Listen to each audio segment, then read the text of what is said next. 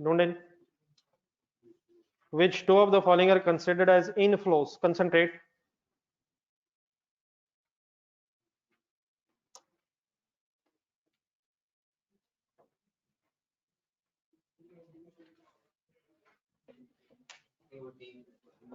COD, bonus share तो बहस में ही नहीं है। क्यों? नॉन कैश ट्रांजैक्शन है। डिक्रीज इन अकाउंट्स रिसीवेबल को जेन में आ जाएगा। डेटर्स में अगर डिक्रीज आ रहा है तो कैश फ्लो में पॉजिटिव फिगर आ रही होगी डायरेक्ट मेथड में, सॉरी इनडायरेक्ट मेथड में। इंक्रीज इन इन्वेंट्री भी तो पॉजिटिव आ रहा होगा, ये नेगेटिव आ रहा होगा। और डी अकाउंट्स पेबल में अगर इंक्रीज है तो क्रेडिट और डेबिट हो जाएगा। ओके सर, ऑप्शन बता दें। जी सर। अगर ये इसमें ये भी तो हो सकता है ना, रिसीवेबल बैडेड हो जाए। सर होते रहे सर, अगर इंक्रीज या डिक्रीज होगा लेजर बना के देखेंगे, अगर नेट इफेक्ट इंक्रीज या डिक्रीज आ गया तो कैश फ्लो में तो यही होगा। बैड डेट्स होंगे, नॉन कैश ट्रांजैक्शन, उसको हमने लेजर्स में पोस्ट कर दिया होगा। कैश फ्लो में अगर डिक्रीज है फाइनली डेटर्स में, क्रेडिट साइड पे डिफरेंस आया तो कैश फ्लो में पॉजिटिव आ जाएगा। और अगर क्रेडिटर्स हैं और क्रेडिट साइड पे डिफरेंस आ जाए तो कैश फ्लो में पॉजिटिव आएगा। वो तो सारी वर्किंग के बाद ही आएगा ना यार, सारी वर्किंग के बाद। अगर डेटर्स में डिक्रीज है और क्रेडिटर्स में अगर इंक्रीज है तो कैश फ्लो में पॉजिटिव ही आएगा यार, आफ्टर ऑल वर्किंग पे है। सही जी। नंबर 9 में एक छोटी सी वर्किंग है, जरा ट्राई करें।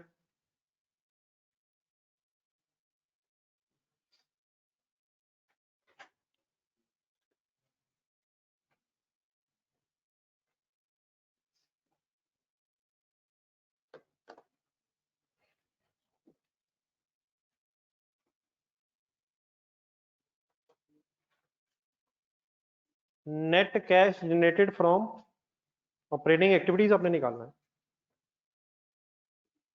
होने चाहिए इस तरह के छोटे छोटे काम।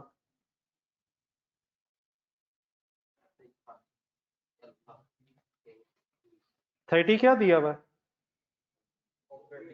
बिफोर वर्किंग कैपिटल चेंजेस आ जाएगा याद। इसके बाद हेडिंग क्या आती है? वर्किंग इन नहीं, changes in working capital, working capital changes. Increase in receivable कैसे लिखूं? Negative. Increase in inventory, increase in accounts payable positive. यहां तक अगर करेंगे तो कैश जनरेटेड फ्रॉम ऑपरेशन आ जाएगा, और 500 लेस करके net cash from operating activities आ जाएगा। यहां तक करेंगे तो मेरा हाल 24,000 बनता है। और फाइनली आंसर 23,500। ठीक है,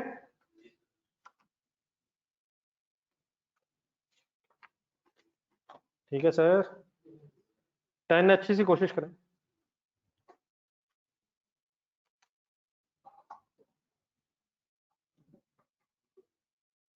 ढूंढे कौन सा नहीं हो सकता एडवांटेज, और फिर खुद ही मिल जाएगा कौन सा हो सकता है।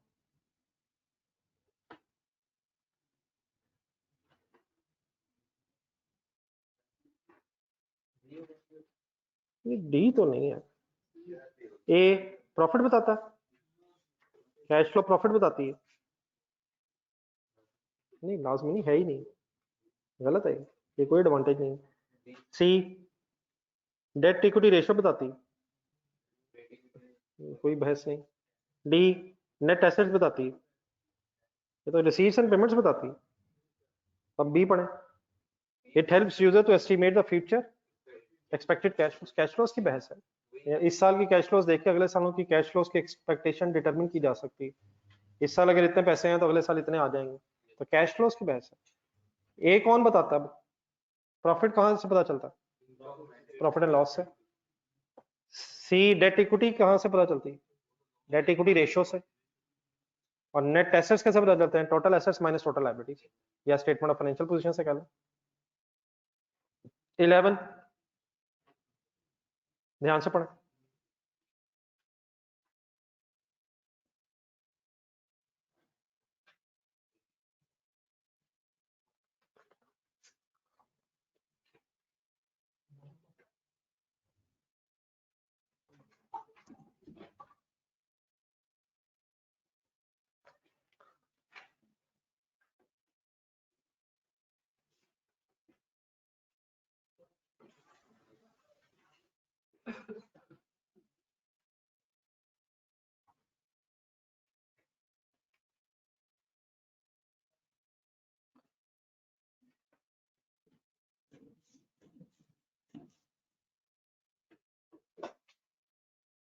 जी सर,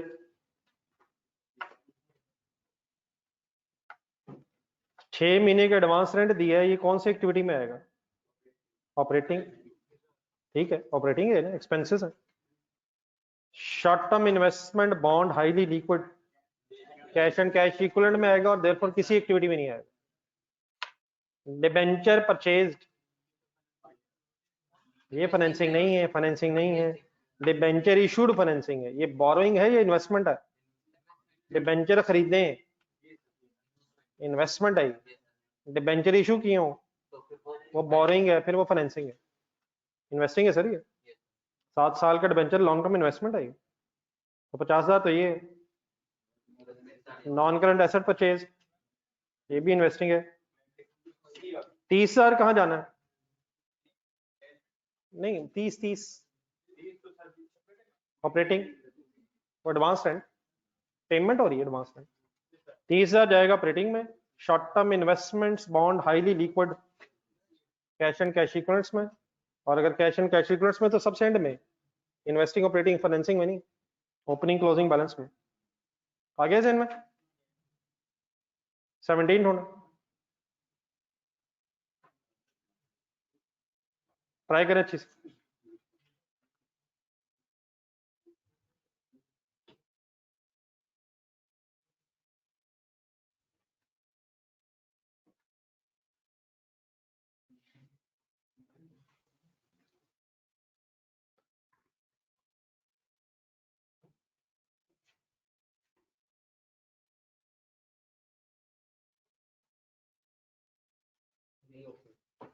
ढूंढना क्या है? नहीं, क्या मतलब? हाँ जी, net cash flow, net increase in cash and cash balance. ये ओपनिंग ढूंढना है, क्लोजिंग ढूंढना है? ना ओपनिंग ढूंढना है ना क्लोजिंग ढूंढना है, ये नेट कैश फ्लो ढूंढनी है। किधर होती है नेट कैश फ्लो की figure? Third last, closing opening net cash flow. Net increase in cash and cash bank balances ढूंढने, तो ढूंढ सकते हैं। परचेज ऑफ मशीनरी किस एक्टिविटी में फिगर आएगी? बल्कि ये तो तरतीब से चलना चाहिए, पर प्रॉफिट दिया हुआ है, पूरी कैश फ्लो मांग रहा है शायद।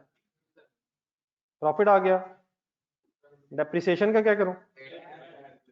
यार जाना था, डेप्रिसिएशन एक्सपेंस है यार। आई होप कि बहुत बातें हो गई अभी। मशीनरी 1,25,000, थोड़ा मैंने नीचे लिखा है इन्वेस्टिंग सॉर्ट ऑफ। रिसीवेबल में इंक्रीज है, 45,000 नेगेटिव, 28,000 नेगेटिव। अकाउंट्स पेबल, अब डेफिनेटली कोई हमें कैश फ्लो सच नहीं बनानी, नेट इफेक्ट निकालना अपना। बताएं आंसर, बीटा ठीक है? नहीं, ये बात समझ आ गई? फाइंड आउट क्या करना है, ये ओपनिंग क्लोजिंग नहीं है, वर्ड लिख लें जरा। नेट कैश फ्लो निकालनी थी अपनी। नेट कैश फ्लो का मतलब नेट इंक्रीज या decrease in cash and cash equivalents. Noted है? नहीं आ रही फिगर? सही है मेरे ख्याल। 19 ना गलत कीजिएगा सर, आपकी फेवरेट चीज फिर आ गई इन्होंने। नेट बी वर्ड है, वर्ड भी सही देखिएगा। Net to be shown as outflow in cash flow from investing activities.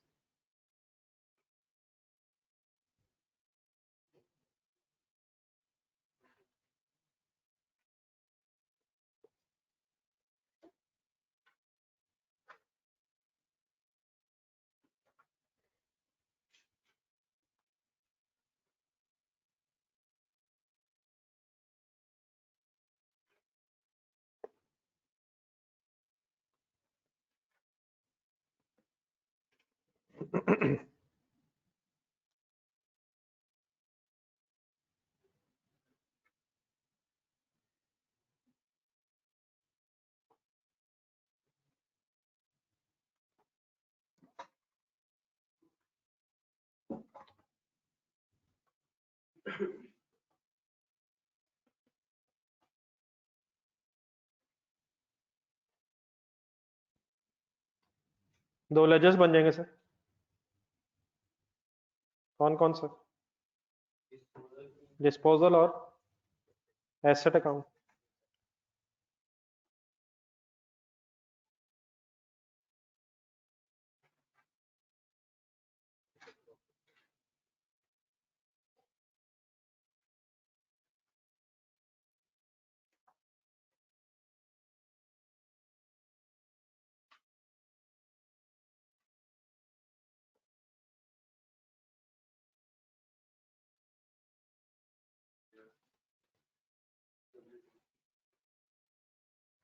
जी ठीक है, कंप्लीट करना सही है। WDV लिखूं यहाँ या कॉस्ट लिखूं? Why cost? ये हमें जो ओपनिंग क्लोजिंग दी है कॉस्ट के दिए हैं, ये एसेट अकाउंट के कॉस्ट के बैलेंसेस हैं।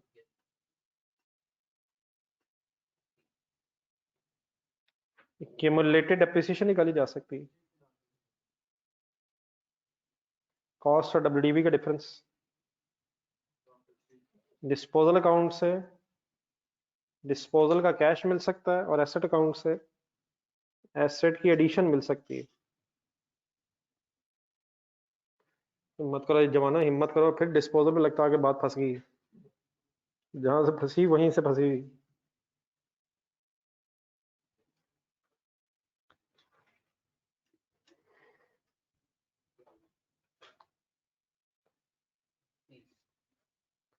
एडिशन आ जाएगी 2 लाख, ठीक है, और कैश आ जाएगा 70, तो नेट 2 लाख आउटफ्लो है और 70,000 इनफ्लो है, ठीक है। तो नेट कितना नजर आएगा cash flow from investing activities में? 130 कैसे? दोनों दोनों प्लस हो जाएंगे फिगर से? नहीं गेन तो यहाँ बहस में नहीं ना, इन्वेस्टिंग एक्टिविटीज में गेन तो नहीं ना आना, इन्वेस्टिंग एक्टिविटीज में कैश आना, दोनों कैश आने हैं ना। गेन कहाँ आना है? ऑपरेटिंग एक्टिविटीज के प्रॉफिट में आना है, वहां से लेस होगा। इन्वेस्टिंग एक्टिविटीज में 2 लाख आउटफ्लो होगा और 70,000 इनफ्लो होगा, और नेट करके अगर देखें तो 130 हो जाएगा। ये प्लीज ठीक है जी यार, ओके प्लीज नेक्स्ट करें जी 20th।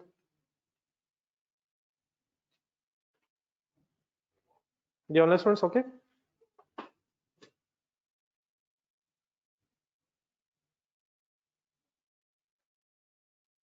ये बना ली फिगर्स?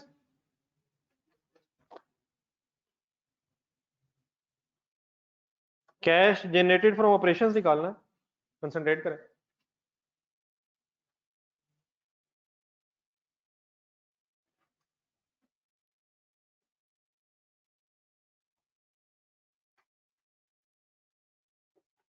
अच्छा सवाल है, जरा देखें और से।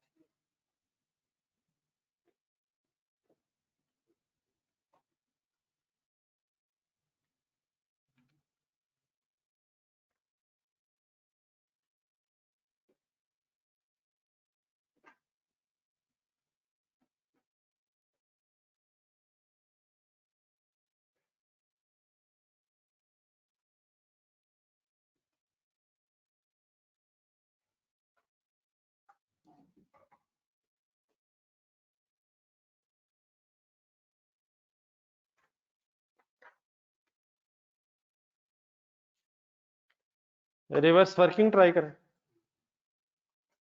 जो जो फिगर्स अवेलेबल है उनको तरतीब से लिखें। Financing net cash inflow positive लिखूं या negative? Net cash inflow, net cash outflow 160। Increase in cash and cash equivalent कहां आता है? लास्ट में, लास्ट कह लें, थर्ड लास्ट कह लें। इन फिगर्स की बेस पे क्या वापस आके net cash from operating activities आ सकता है, और वापस आके इंटरेस्ट पेड और इंटरेस्ट टैक्स रिवर्स करके कैश जनरेटेड फ्रॉम ऑपरेशन निकाला जा सकता है। कुछ समझ आ रहा है क्या कर रहा हूँ? एक रिवर्स वर्किंग कर रहा हूँ जो फिगर्स अवेलेबल है, ट्राई करें एक minute. Cash generated from operation किसे कहते हैं, किसी का होता है? ऑपरेटिंग एक्टिविटीज के एंड में या सेकंड लास्ट कैलकुलेशन? किससे ऊपर? इंटरेस्ट और टैक्स से ऊपर होता है। उसके नीचे इंटरेस्ट है, फिर टैक्स है, फिर net cash from operating activities है, उसके बाद फिर इन्वेस्टिंग एक्टिविटीज का टोटल है, फिर फाइनेंसिंग का टोटल है, फिर नेट कैश फ्लोज है। तो ट्राई करें जरा, बच जाएगी बात।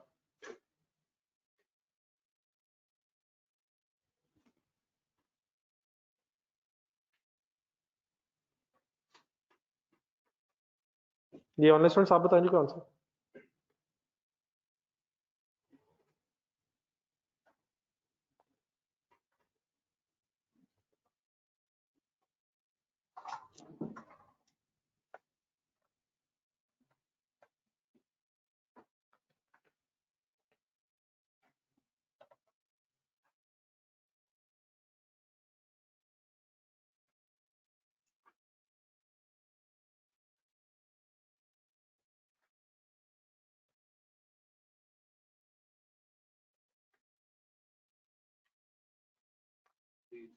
जी यहाँ तक आंसर बताएंगे जरा, यहाँ मैंने एरो बनाया, ये क्या है? 39 net cash flow from operating activities आ जाएगा जी। अभी जाएंगे, ये 39 बना कैसे? ये 39 तक पहुंचे कैसे आप? 24,000 माइनस है प्लस? 145 तो प्लस होगा, पॉजिटिव है। रिवर्स जाते हुए माइनस होगा और 160 प्लस होगा, वापस जाते हुए उलट। रिवर्स वर्किंग हो रही है। ये जब फिगर हमने 24 निकाली होगी तो 24 तक कैसे आए होंगे? 160 लेस हुआ, फाइनेंसिंग ऐड हो गया, और अब जब रिवर्स जा रहे हैं तो 39 आया। अब 39 से और रिवर्स जाना है, इंटरेस्ट और टैक्स पेड लेस करें। जिसमें प्रॉफिट आफ्टर टैक्स अगर बिफोर टैक्स पे जाना हो, प्रॉफिट आफ्टर टैक्स से बिफोर टैक्स पे अगर जाना हो तो क्या करते हैं, क्या ऐड करते हैं? तो टैक्स एक्सपेंस तो लेस नहीं होता, लेस हो गया होता है प्रॉफिट आफ्टर टैक्स में। रिवर्स जाने के लिए फिर जो चीज लेस हुई है उसे ऐड करके वापस जा रहे हैं हम। ये 1,16,000 शायद बनता है, तो लिखें इसकी वर्किंग करो। ऑप्शन डी बन जाएगी शायद। ठीक है मिस्टर आतिफ?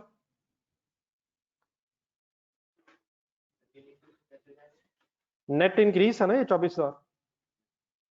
फाइनेंसिंग का भी इनफ्लो ज्यादा था, नेट कैश इनफ्लो, इन्वेस्टिंग। तो ये जो फिगर्स हैं पॉजिटिव नेगेटिव, इसको अब रिवर्स अगर आना है तो 24,000 लिखें कैलकुलेटर में। अब अगर उलट जाना है तो जो फिगर पहले माइनस हुई है वो प्लस हो जाएगी, और जो प्लस हुई है वो माइनस हो जाएगी।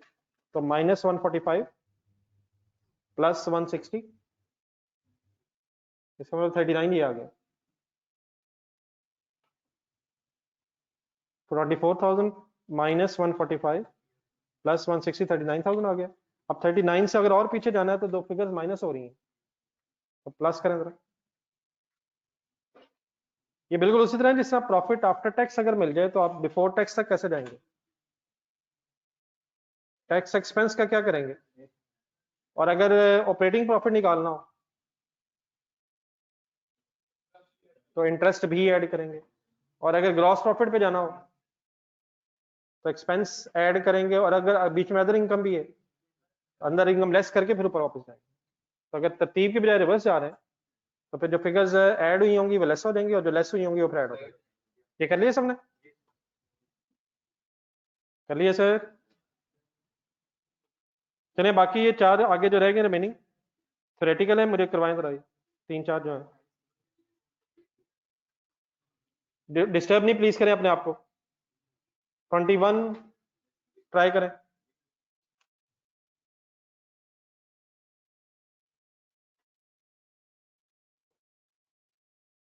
ट्राई करें, ट्राई करें। Statement of cash flow, Cash flow statement provides information that enable users to evaluate the changes in liquidity. क्यों? कैश की बहस है सारी. Liquidity means cash, access to cash. Option D ठीक है. 30th करें, सोच के आराम से. कैश बैलेंस इंक्रीज किससे होगा? नहीं, ऑप्शंस में ए से क्या होगा? कम होगा. सोच के बताएं, बी से क्या होगा? नहीं, इससे कुछ भी नहीं होगा. ओवरड्राफ्ट फैसिलिटी लेने से कुछ नहीं होगा जब तक लोन नहीं मिलेगा. लोन मिलेगा तो फिर कैश भी बढ़ेगा. फैसिलिटी लेने से नहीं, लोन मिलने से कैश बढ़ेगा. सी, कैश डेबिट होगा, डेटर क्रेडिट होंगे. D, sale off stock on credit. मेरा ख्याल इससे कैश पे कुछ भी नहीं होगा. Debtor debit sale credit non cash है. जब कैश आएगा तब बढ़ेगा. ऑप्शन सी ठीक है. आराम से सोच के 31st.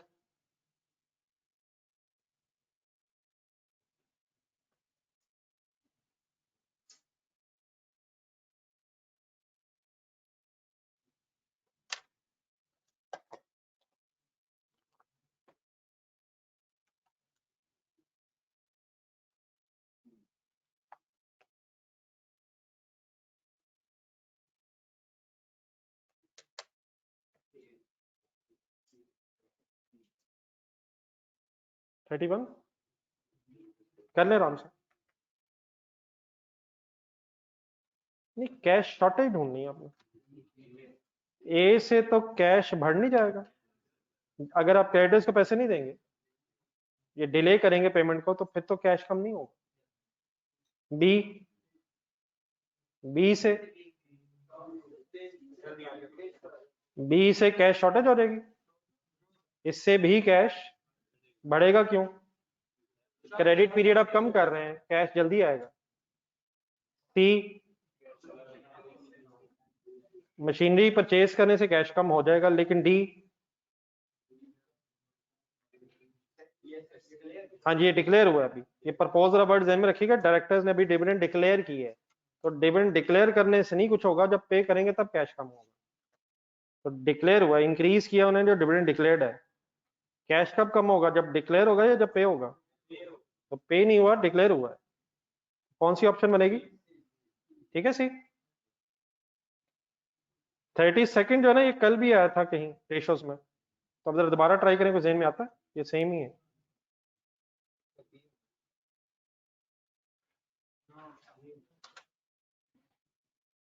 नहीं, रट्टा लगा के भी होना, या कल वाला याद आया या नहीं, कल वाला याद नहीं है, वो गलत आया. दोबारा सोचो.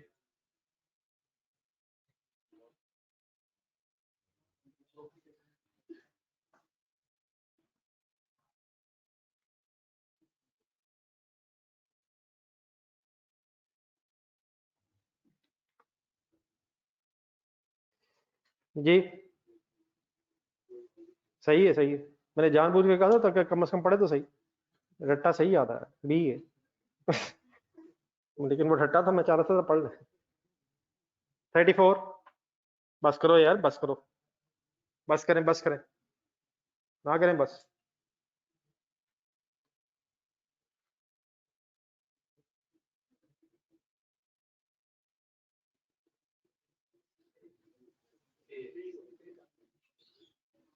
नहीं यार,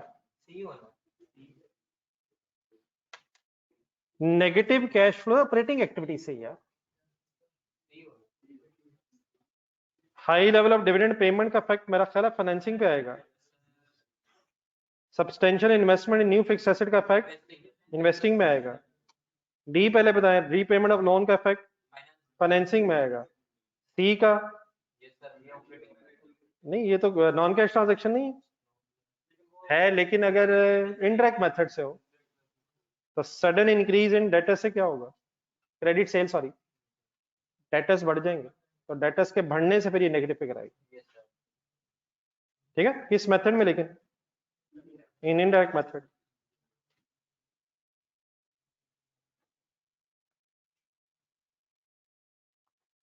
ठीक है, चलिए सर। अब सैटरडे, आज सैटरडे, मेरा ख्याल है मंडे को डिसाइड हुआ था हमारा मौके वाले से। मंडे मींस 26 ही बनेगा। एक सेकंड, अगर थोड़ी सी हिम्मत और करना चाहें आप, बल्कि कर ही नहीं, अगर अब इतना आपने अगर माशाल्लाह यहाँ तक टाइम लगाया, एक अगर छोटा सा टेस्ट इसका एमसीक्यू उसका अलग भी दे दें, ट्यूसडे को दे दें या वेडनेसडे तक मैक्सिमम दे दें, उसके बाद फिर अपने बाकी सब्जेक्ट्स की तैयारी शुरू करनी होगी। एक ये भी हो सकता है कि अलहदा रख लें आप लोग, नहीं इसमें तो होंगे 5-7 जो पेपर में होते हैं, लेकिन अगर एमसीक्यूज का कोई अलहदा रख लें, ट्यूसडे वेडनेसडे रख लें, नहीं जो अपनी मर्जी में दे दें, वेडनेसडे रख लें सिर्फ एमसीक्यूज के हवाले से। अगर छोटा सा कोई टेस्ट है 25-30 एमसीक्यूज का, जरा इनको ताकि तो रिवाइज हो जाए जरा किसी बहाने जरा, ठीक है। बाकी ये जो 26 का मॉक है, इसकी फिर एक डिस्कशन रखेंगे। एक दो क्वेश्चन शायद ऐसे हैं जो मैं फिर डिस्कस करूंगा आपसे। वेडनेसडे ही रख लेंगे फिर टाइम, मैं फिर टाइम कम्युनिकेट कर दूंगा आप लोगों को, घंटा डेढ़।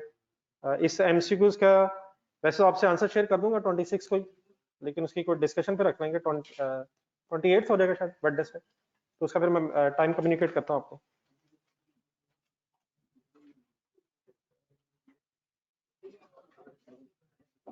ठीक है जी ऑनलाइन स्टूडेंट्स, नहीं बेटा अब तो अलग शुक्र, अब मेरे ख्याल बातें खत्म हो गई सारी। बेटा ट्रायल बैलेंस में क्लोजिंग बैलेंसेस होते हैं अनलेस एडजस्टमेंट्स हो, तो अगर ट्रायल बैलेंस के बाहर आपको एक डेप्रिसिएशन की एडजस्टमेंट नजर आ रही है, इसका मतलब फिर ये है कि क्यूमुलेटेड डेप्रिसिएशन जो है वो अनएडजस्टेड है, ठीक है।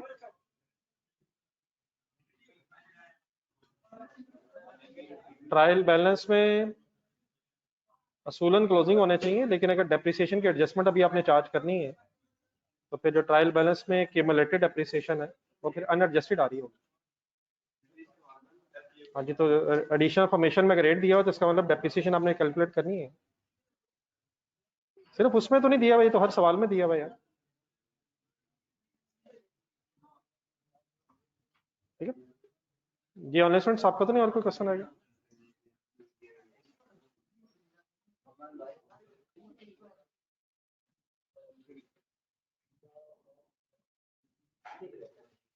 अल्लाह हाफिज़।